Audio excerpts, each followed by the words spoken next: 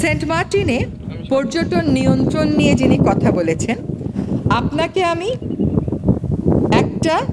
আপনি আমার থেকে এই স্ক্রিনশটটা নেবেন।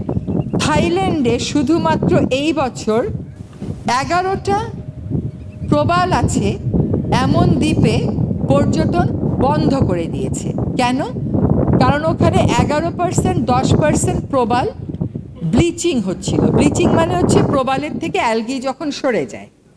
এটা যদি সরে যেতে থাকে, বাংলাদেশে সেটা সরে গেছে, এবং ওদের কিন্তু আরও অনেক প্রবাল দ্বীপ আছে, আমাদের তো আর নাই।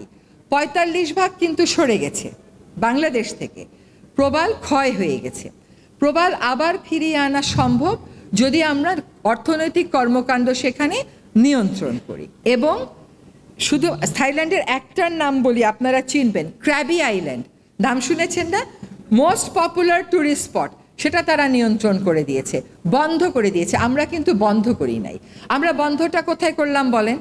আমরা নভেম্বর ডিসেম্বরে যেতে বলেছি। আমরা বলেছি 2000 করে লোক যাবে, এর বেশি তো এইটুকুনও তো আসলে নিতে পারে না। আমাদের বিশেষজ্ঞরা বলেছে এইটুকুনও নিতে পারবে না।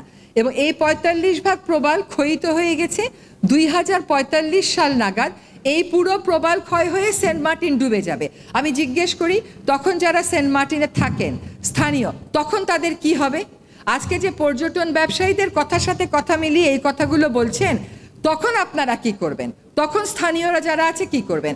আজকে সরকার যে ছাড়টুকুন দিয়েছে শুধু স্থানীয় মানুষের স্বার্থ বিবেচনা করে, কারণ তাদেরকে তো আমরা আগাম কোনো প্রস্তুতি দিইনি। কিন্তু এইবারের পরে আমরা তাদেরকে কি করে তাদের ক্ষতিটা পূরণ করা যায়, তাদেরকে আর কোন কোন ক্ষেত্রে ট্রেনিং দেওয়া যায়, এই কাজগুলো আমরা হাতে নিয়েছি। এবং এই ফেব্রুয়ারি মাসের পরেই আমরা সেটাতে বসবো। এখানে কুয়াকাটা, কক্সবাজার এবং এখানে সেন্ট মার্টিনটাও যোগ করেন। আমি এসে প্রথমেই বলেছিলাম যে কুয়াকাটা এবং কক্সবাজার আর সেন্ট মার্টিনকে আমরা সিঙ্গেল ইউজ প্লাস্টিক মুক্ত করতে চাই। এইখানে আপনারা কিভাবে সাহায্য দিতে পারবেন, কিভাবে ভলান্টিয়ার গ্রুপ করতে পারবেন আমাকে জানাবেন। আদিব, এটা তোমার দায়িত্ব রইল। আপনারা কিন্তু, আপনাদের উপর জাতি অনেক আশা করে আছে। আপনারা যা করেছেন এটা করা যায়নি, 15 বছরে করা যায়নি।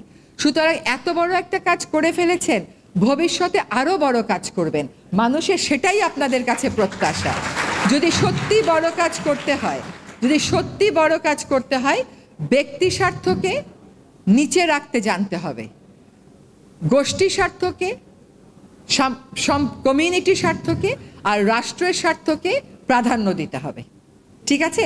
ব্যক্তি স্বার্থকে আগে দেখলে কিন্তু সেই পরিবর্তন আমরা পাবো না। এবং আপনারা পারবেন, কেন জানেন? কারণ আমরা তো একটা ছকের মধ্যে ভাবতে ভাবতে অভ্যস্ত। আপনারা ছক ভেঙে চলে আসছেন। যেহেতু ছক ভেঙে চলে আসছেন, আপনারা ছকের বাইরে যেয়ে কথা বলবেন।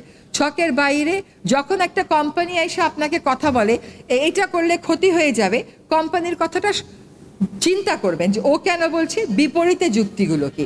তারপরে আপনি, সরকারও আপনাকে একটা কথা বলবে, চিন্তা করবেন যে সরকার কেন বলছে, বিপরীতে যুক্তি কি। তারপরে আপনি একটা অবস্থান নেবেন।